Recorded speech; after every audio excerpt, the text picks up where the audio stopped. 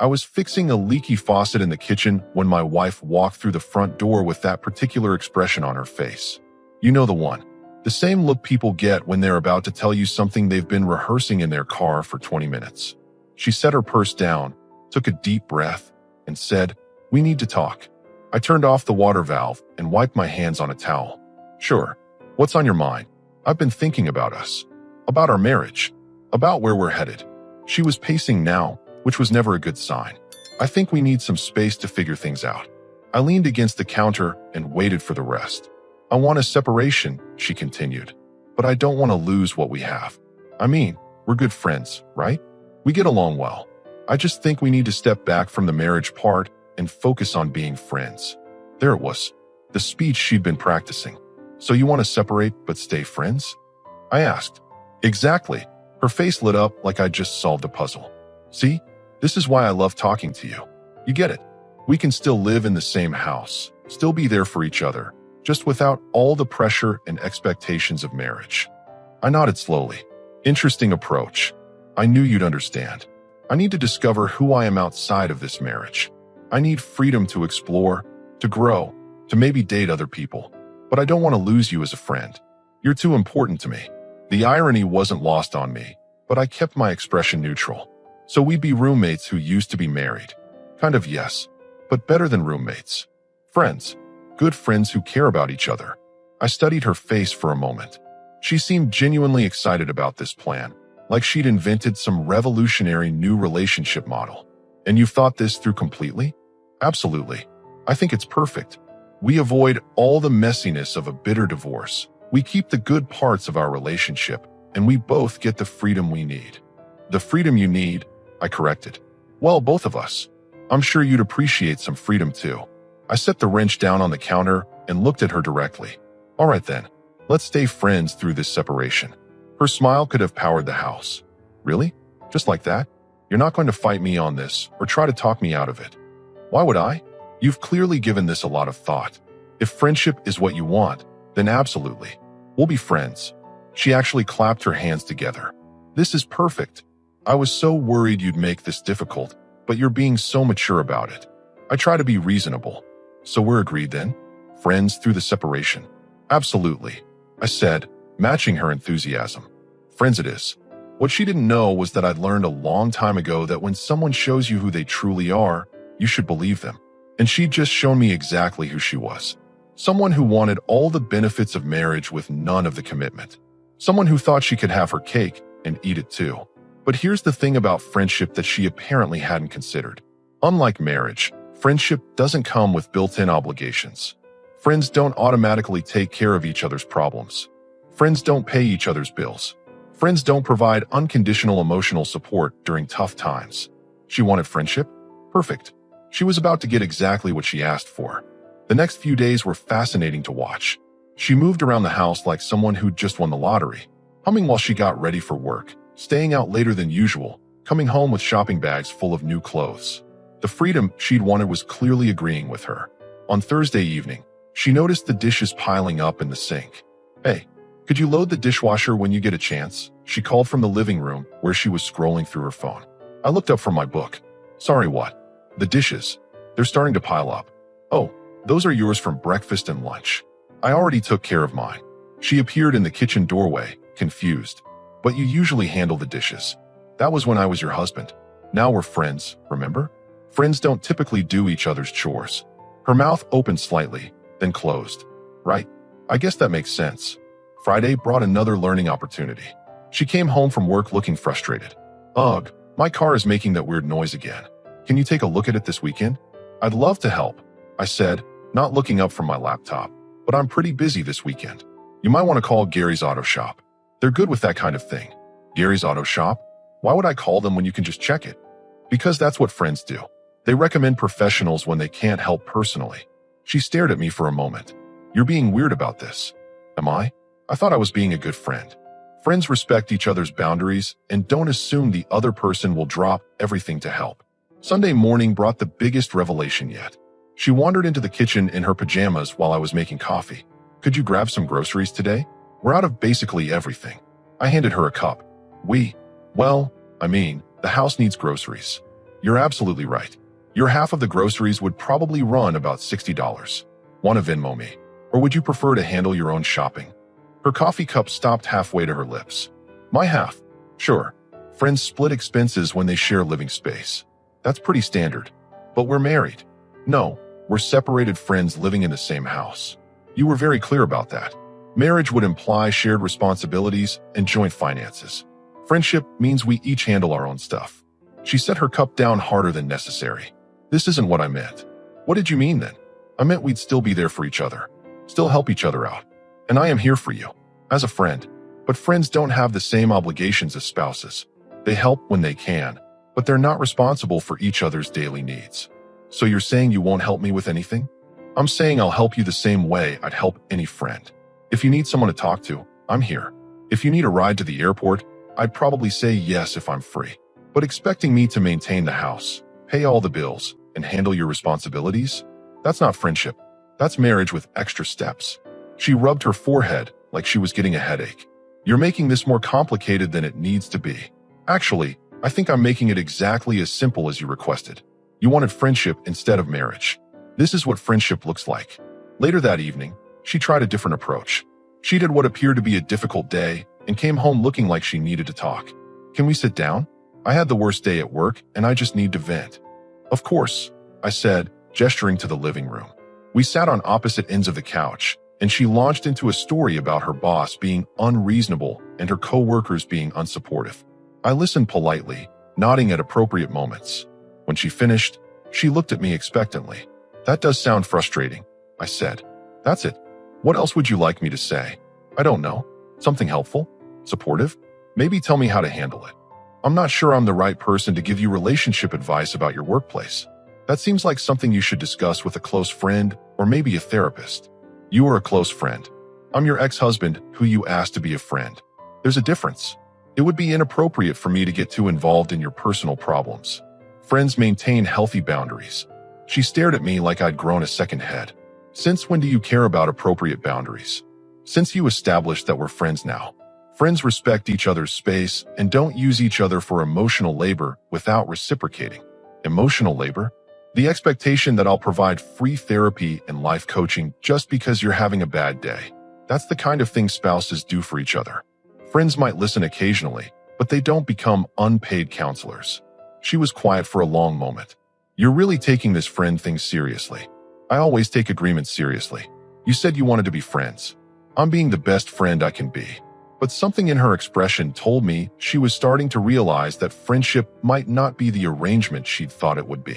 By the second week, the bills started arriving. Electric, gas, water, internet, mortgage. I sorted them into 2 neat piles on the kitchen counter. She found them Tuesday morning while getting her coffee. Why are there 2 stacks of bills? Your half and my half, I said, buttering my toast. I calculated based on usage and square footage. Your portion comes to about $840 this month. $840? For what? Utilities, internet, your share of the mortgage payment. Standard roommate arrangement. Roommate arrangement? We own this house together. Actually, the house is in my name. I bought it before we got married, remember? But don't worry, I'm not charging you market rate rent. I'm being generous and only asking for half the carrying costs. She picked up the stack of bills with her name on them. You expect me to pay half of everything? That's how friends handle shared living expenses. Unless you'd prefer to pay market rate rent instead? A 2-bedroom place like this would probably run you about $1,500 a month. But I don't make as much as you do. I understand that's challenging, but financial inequality doesn't typically factor into friendship arrangements. When friends share an apartment, they split costs regardless of income differences. She stood there holding the bills like they were written in a foreign language. This is insane. What's insane about it? You know I can't afford $800 a month on top of my other expenses. Then maybe you should consider finding a more affordable living situation. I'm sure there are some nice studio apartments available. The color drained from her face. You're trying to force me out. Not at all. I'm simply applying the same financial boundaries that exist in any adult friendship. If you can't afford to live here as a friend, that's a separate issue from our relationship. That evening, she tried a different approach. The garbage disposal had stopped working, and she mentioned it when I got home from work. The disposal is making a horrible grinding noise and won't turn on. That's unfortunate. Have you called a plumber? Why would I call a plumber when you can fix it? Because it's not my disposal anymore. We're friends, remember? Friends don't automatically fix each other's appliances. It's not my disposal either. It's our disposal. Actually, since you're essentially renting space here now, appliance maintenance falls under tenant responsibilities. Check your lease agreement. What lease agreement? The one we should probably draft if you're planning to stay. Friends who live together usually have clear agreements about responsibilities and expectations. She looked at me like I'd suggested we relocate to Mars. A lease agreement. Between us. It makes sense, doesn't it? That way we both know exactly what's expected. Rent, utilities, maintenance responsibilities, guest policies, cleaning schedules. Very professional. Professional. Friends keep things professional to avoid conflicts. Friday night brought what I suspected would be her breaking point. She'd gone out with some co-workers and came home around midnight, slightly tipsy and apparently emotional about something. She knocked on my bedroom door. Can we talk? I'm having a moment and I really need someone. I opened the door but didn't invite her in. What's going on? It's complicated. Work stuff, life stuff. I just feel lost and I need to talk to someone who knows me. That sounds like something you should discuss with a close friend. You are a close friend. I'm someone you used to be married to who you asked to be a friend. That puts me in an awkward position for intimate conversations. Intimate conversations? I just need to talk. Late night emotional support falls into a gray area between friendship and something more committed. I wouldn't want to send mixed signals or cross boundaries you've established. She blinked at me several times. So you're saying no. I'm saying you might be better served talking to someone who can give you the kind of support you're looking for without the complicated history we have. Like who? A therapist, maybe? Or one of your girlfriends? Claire is always good for late-night conversations, isn't she? Something flickered across her face when I mentioned Claire, but I couldn't quite read it. Claire's probably asleep. Then maybe this conversation can wait until morning when you're thinking more clearly. She stood there for another moment, swaying slightly. You're different. I'm the same person. I'm just respecting the boundaries you set. These aren't the boundaries I set. Aren't they? You wanted friendship instead of marriage. This is what friendship looks like between adults who used to be married. Clear boundaries, mutual respect, no assumed obligations. She turned and walked toward her room without another word. Saturday morning, she came into the kitchen while I was reading the news on my tablet. I've been thinking about what you said, about the bills and everything. And maybe we need to renegotiate some things. Such as, maybe the friend thing isn't working exactly like I thought it would. I looked up from my tablet. How so? It's just more complicated than I expected. Friendship often is when people haven't clearly defined expectations up front. So what do you think we should do? I think you should decide what you actually want. Do you want to be friends? Then we continue as we have been. Do you want something else? Then you need to figure out what that looks like. And what do you want? I want to honor the agreement we made. You asked for friendship, and I'm committed to being the best friend I can be. But the way she looked at me suggested she was starting to understand that the best friend I could be might not be the friend she'd been hoping for. Tuesday evening brought an unexpected visitor. I was grilling some chicken when the doorbell rang. I'll get it, my wife called from inside. A few minutes later, she appeared on the back patio with Claire Whitman, her best friend since college. Claire was carrying a bottle of wine and wearing a smile that seemed brighter than usual. Look who stopped by, my wife announced, though something in her tone suggested this wasn't entirely spontaneous. Claire, I said, turning from the grill. Good to see you.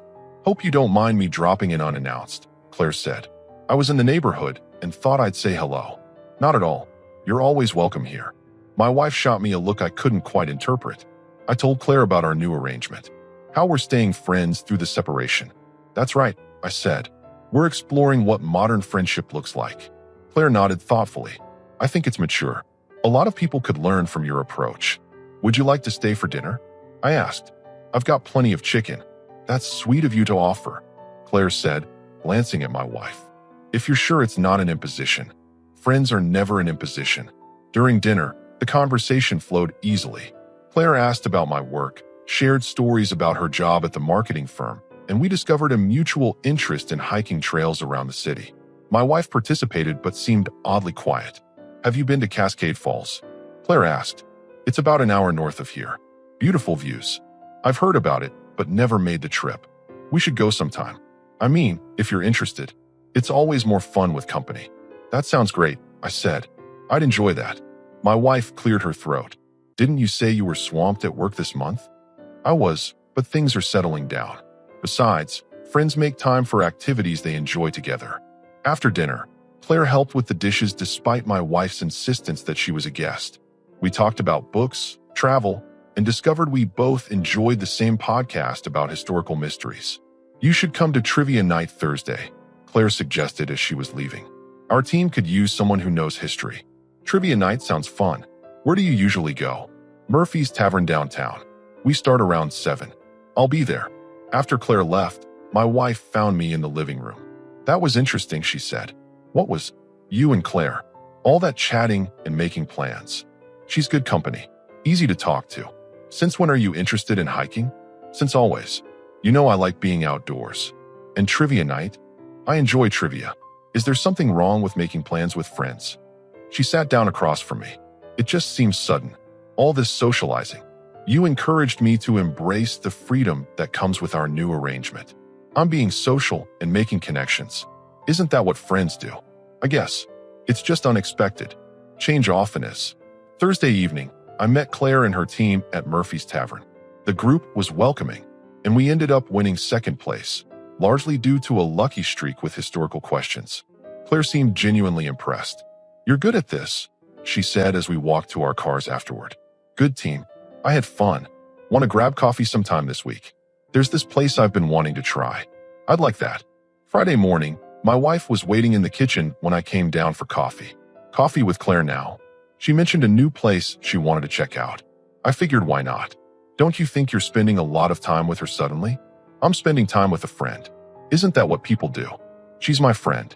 She can be both of our friends, can't she? Friends don't usually operate on exclusive contracts. My wife stirred her coffee more aggressively than necessary. It's just weird. What's weird about it? You barely talked to her before. Now suddenly you're hiking buddies and trivia partners. Before, I was married and focused on my wife. Now I'm free to develop friendships without worrying about how they might affect my marriage. Because we're separated. Because you wanted us to be friends instead of married. Friends support each other's social lives and new relationships. New relationships? Friendships are relationships. Claire is becoming a good friend. Saturday afternoon, Claire came by to return a book I'd mentioned during trivia. My wife was out shopping, so we ended up talking on the front porch for over an hour. She was insightful, funny, and surprisingly easy to open up to. I hope this isn't too personal, she said at one point, but how are you handling everything? The separation and all. Better than I expected. It's clarifying, in a way. Clarifying how? It's helping me understand what I actually want in a relationship versus what I thought I wanted. And what do you actually want? Someone who knows what they want. Someone who doesn't try to have everything both ways. She nodded thoughtfully. That makes sense. When my wife returned from shopping, she found us still talking on the porch. Her expression was unreadable as she walked past us into the house. I should probably go, Claire said quietly. You don't have to leave because she's home. I know, but maybe it's better if I do. That evening, my wife confronted me directly.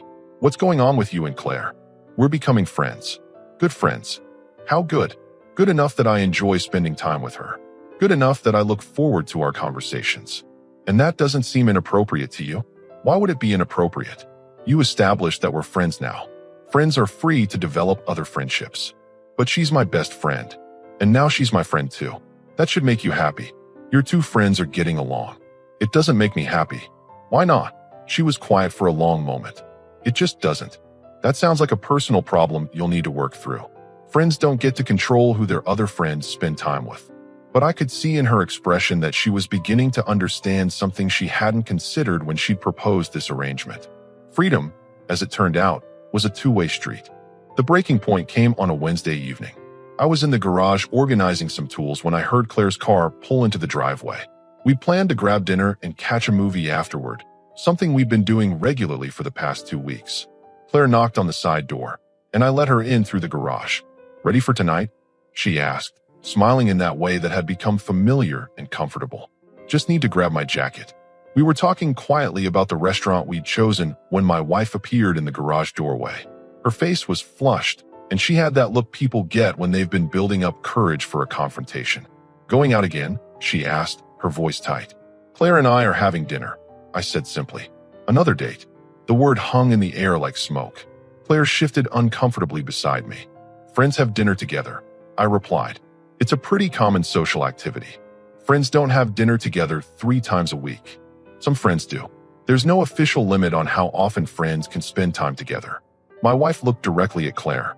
And you're okay with this? Going out with my husband. Your separated husband, Claire said quietly, who you asked to be just a friend. That's different, and you know it. How is it different? I asked. Because we're still married. Are we? Because 3 weeks ago you were very clear that you wanted to step back from the marriage part and focus on being friends. You can't be married when it's convenient and separated when you want freedom. This isn't what I meant. Then what did you mean? She looked between Claire and me, and I could see the exact moment she realized she was trapped by her own logic. I meant we would still be committed to each other. Still be exclusive. Exclusive friends? I asked. That's not really how friendship works. Friends don't typically impose exclusivity requirements on each other. But we have history. We have a relationship. We had a relationship. You ended it and asked for friendship instead. Claire cleared her throat. Maybe I should wait in the car. You don't need to leave, I said. This conversation was bound to happen eventually. My wife turned to Claire with something close to desperation. You're supposed to be my friend. I am your friend, Claire replied. But I'm also my own person with the right to make my own choices about who I spend time with. So you're choosing him over me? I'm not choosing anyone over anyone. I'm choosing to spend time with someone I enjoy being around. Someone who happens to be my husband. Someone who happens to be available because his wife decided she didn't want to be married anymore. The silence that followed was deafening. My wife stared at Claire like she'd been slapped. That's not fair, isn't it? Claire asked. You wanted freedom to explore and date other people. You said so yourself. But somehow he's not allowed the same freedom. It's different. How? My wife couldn't answer that question because there was no good answer. She'd created rules that only applied to her benefit. You planned this, she said finally, looking at me. This whole friend thing was just so you could steal my best friend. I didn't steal anyone. Claire is an adult who makes her own decisions. And what about our marriage? What about what we built together? You're the one who decided what we built wasn't worth keeping. You wanted something different, and I gave you exactly what you asked for. This isn't what I asked for. You asked for freedom without consequences. You asked for all the benefits of marriage with none of the commitment. You asked to have your cake and eat it too. Claire stepped closer to me, and I could see my wife register the subtle shift in body language. Are you two sleeping together? She demanded.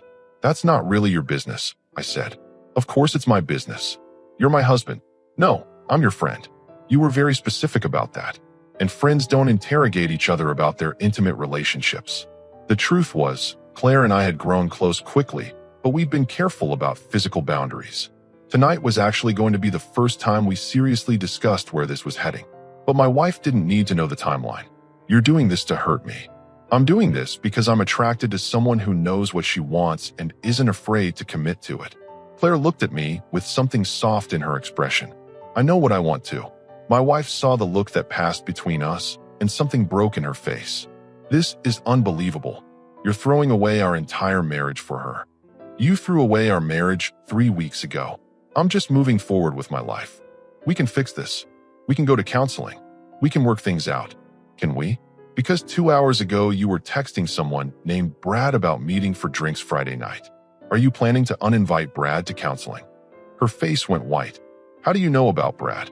Your phone was buzzing on the counter when you were in the shower. The preview showed enough. That's different. How is it different?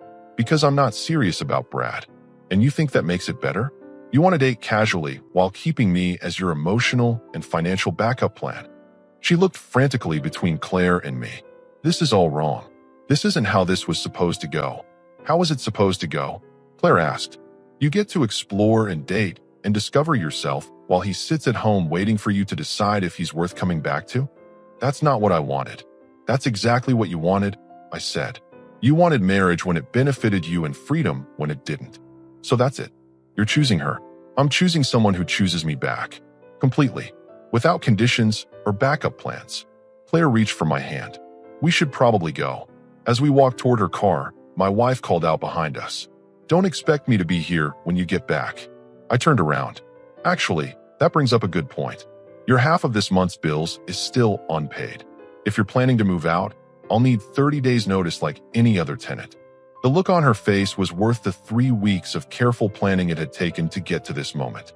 Claire and I drove to dinner in comfortable silence. When we finally sat down at the restaurant, she was the first to speak. That was intense. I knew it was coming. She's been building up to that confrontation for days. Do you think she'll actually move out? Probably not tonight. But yes, eventually. The arrangement stopped working for her the moment she realized it worked for me too. Claire reached across the table and took my hand. And where does that leave us? That depends on what you want. I want to see where this goes. Honestly, no games, no backup plans. Even knowing how complicated this might get. Especially knowing how complicated it might get. I've watched too many people waste years trying to make the wrong relationship work. Life's too short for that. We talked until the restaurant closed, then sat in her car outside my house for another hour. When we finally went inside, my wife's car was gone. She'd left a note on the kitchen counter. Gone to stay with my sister. We need to talk when I'm ready. When she's ready, I said, showing Claire the note. Think she'll try to come back? Probably, but not tonight. Claire stayed over. We talked until sunrise about everything and nothing, the kind of conversation you have when you're discovering someone new. She was intelligent, decisive, and refreshingly direct about what she wanted. Friday morning, my phone started buzzing early. Text messages from my wife, each one more desperate than the last. We need to talk. I made a mistake. Can we please work this out? I was confused about what I wanted. I choose you. I choose us. I showed them to Claire over coffee. She's panicking, Claire observed. She's realizing that friendship doesn't come with the security she thought it would. Are you going to respond? Eventually. But first, I need to make something clear with you. Claire set down her coffee cup. Okay, if we're doing this, we're doing it completely. No half measures, no keeping options open. I've had enough of people who want everything both ways. I wouldn't be here if I wanted everything both ways. Good, because things are about to get messy. She smiled. I can handle messy. Saturday afternoon, my wife returned. She found Claire and me working in the garden together, something that had become our weekend routine. Her face cycled through several emotions before settling on determined resignation. I need to talk to you, she announced. Sure, I said, not stopping what I was doing. What's on your mind? Privately, Claire's part of my life now. Whatever you need to say, you can say in front of her. Fine. She took a deep breath. I want to end the separation. I want us to go back to being married. I looked up from the tomato plants. Why? Because I made a mistake. I thought I wanted freedom, but what I actually wanted was to feel desired and appreciated. I went about it the wrong way. And now I realize what I'm losing. What are you losing? You, us, our life together. I stood up and brushed the dirt off my hands. The life where you wanted to date other people while keeping me as a safety net. That's not what I wanted. That's exactly what you wanted. You wanted Brad for excitement and me for security. Brad doesn't matter. I ended things with him. When? 2 days ago. Interesting timing. Right after you realized I wasn't going to be available as your backup plan. She looked at Claire, who was listening quietly. This doesn't have to be permanent. You're just confused because everything happened so fast. I'm not confused, I said. I'm clearer than I've been in years. About what? About what I want in a relationship. Someone who chooses me because they want to be with me, not because their other options didn't work out. I am choosing you. You're choosing the security I represent. There's a difference. That's not true. Claire stood up and faced my wife directly. Yes, it is true. You had him, and you decided you wanted something else. Now that something else didn't work out, you want him back. But he's not a sweater you can put back in the closet until you need it again. You don't understand our relationship. I understand that he deserves someone who appreciates what they have while they have it. My wife turned back to me, tears in her eyes. So that's it. You're just going to throw away 5 years of marriage. You threw it away 3 weeks ago when you decided marriage wasn't what you wanted. People make mistakes. They do. And sometimes those mistakes have permanent consequences. So there's nothing I can say, nothing I can do. You can accept that this is over and move forward with your life. And Claire, you're just going to replace me with her. I'm not replacing anyone. I'm choosing to be with someone who wants to be with me. For how long? Until you get bored and decide you want something different. Claire stepped closer to me. That's not who he is. And it's not who I am either. You think you know him better than I do? I know he doesn't play games. I know he doesn't keep backup plans. I know when he commits to something, he follows through. Unlike me, you mean? You said it, not me. The silence stretched between the three of us until my wife finally spoke again. I need to get my things. Of course. Take whatever you need. Where am I supposed to go? Wherever you want. You're free now, remember? That's what you asked for. 2 weeks later, the divorce papers were filed. She tried calling several times, but I let them go to voicemail. The messages started angry, moved to pleading, then finally to acceptance. Claire and I took our first official vacation together 3 months later.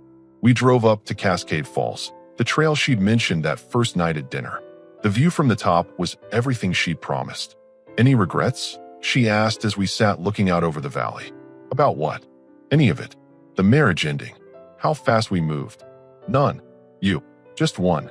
What's that? I wish I'd met you before she did. I pulled her closer. Timing worked out exactly like it was supposed to. And for the first time in longer than I could remember, I meant it completely.